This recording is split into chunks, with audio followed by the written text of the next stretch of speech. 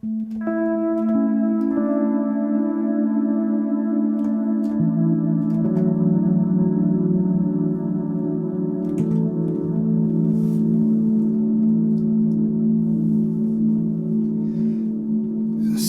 praises to your name, praises to your name, name that's so much higher than all names,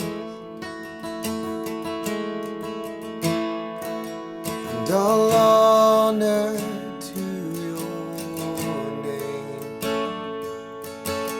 honor to your name, the name that's so much greater than all names.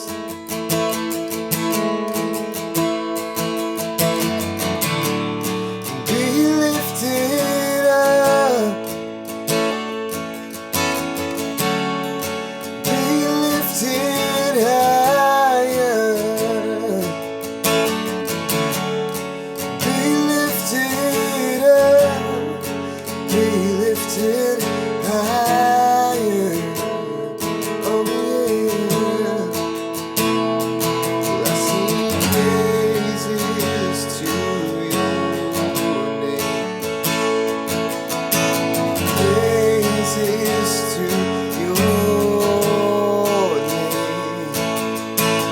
name that's so much greater than all names.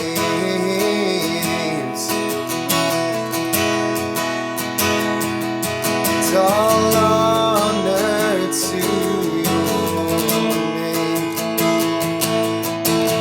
honor to your name, name that's so much greater, greater than other names.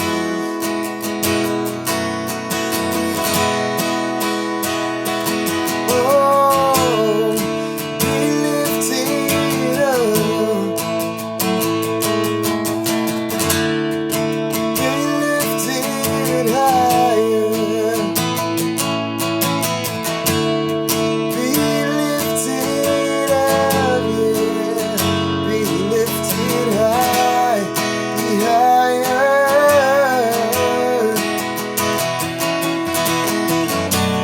Your name is life, your name is hope inside me, hope inside me. Your name is love, a love that always finds me, always finds me. Your name is alive, your name is hope inside me, hope inside me. Your name is love, a love that always finds me, always finds me.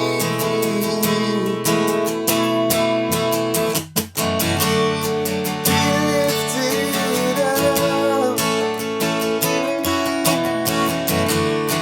be lifted higher, be lifted up, be lifted higher.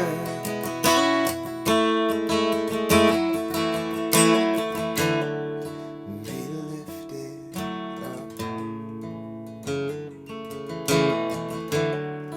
be lifted higher, be lifted up, be lifted higher, be lifted higher.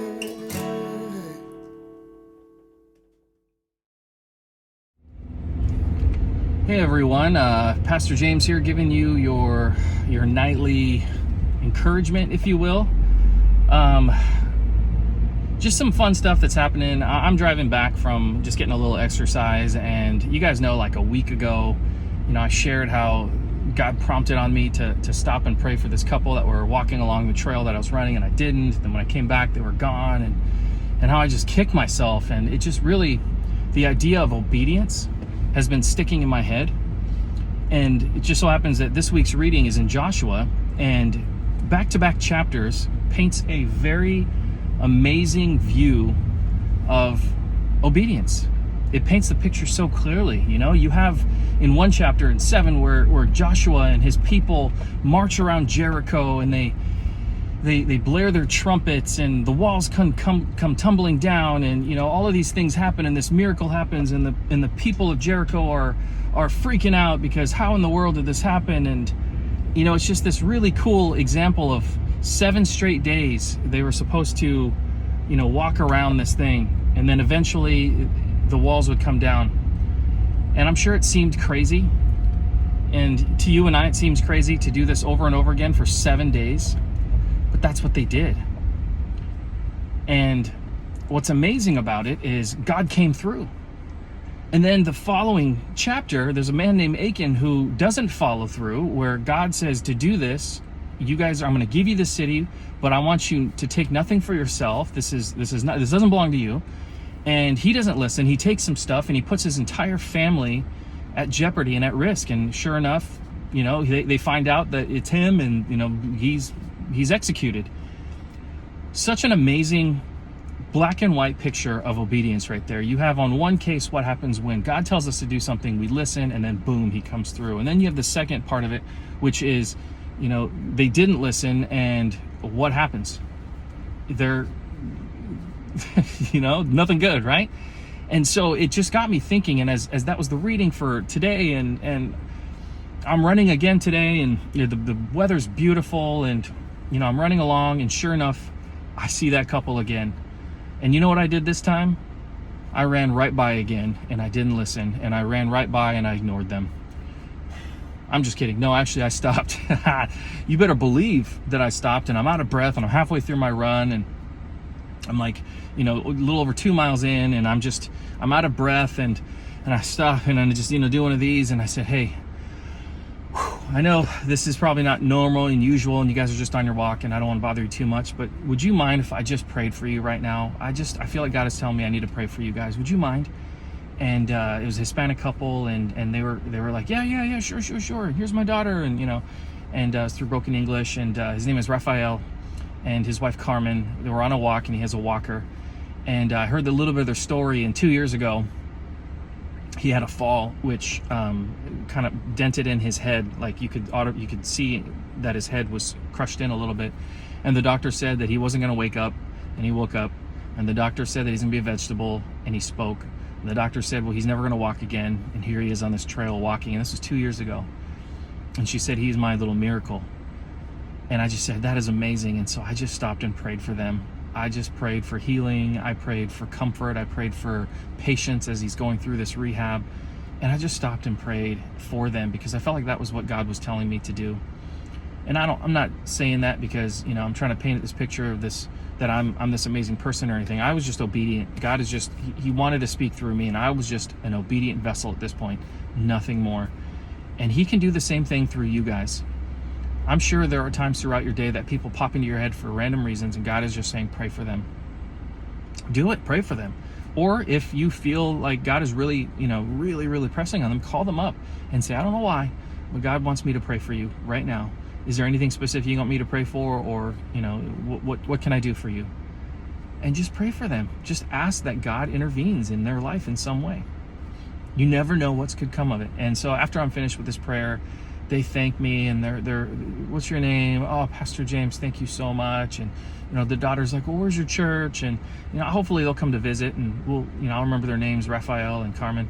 But I encourage you guys, and I say that word all the time. I encourage you. I'm trying to encourage you. Right now, it seems like it's so hard to do so many different things, but you'd be surprised how many people we can minister to if we just open our eyes.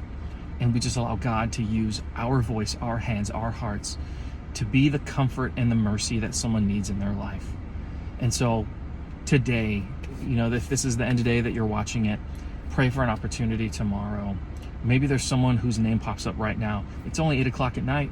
Call them up right now. Hey, can I just talk with you? Zoom with them, FaceTime, Google Hangouts, WebEx, whatever, Facebook Connect, Instagram Live. I mean, find a way just to connect with them. There are so many tools at our disposal where it doesn't matter how far we are from someone. We have the technology to have a virtual face-to-face meeting with them. And so use those opportunities. This isn't if we looked at this as more of an opportunity versus a curse, I guarantee you your heart will change, and you can help other people's heart change as well too. Hopefully that was encouraging to you. I was encouraged as I was driving back. I had no intention of recording this message at this moment, but I just love that experience that I had with Raphael and Carmen, and I hope that God will use that opportunity to springboard something in their lives. And so I will see you guys next time. Have a great day. I'll talk to you guys soon.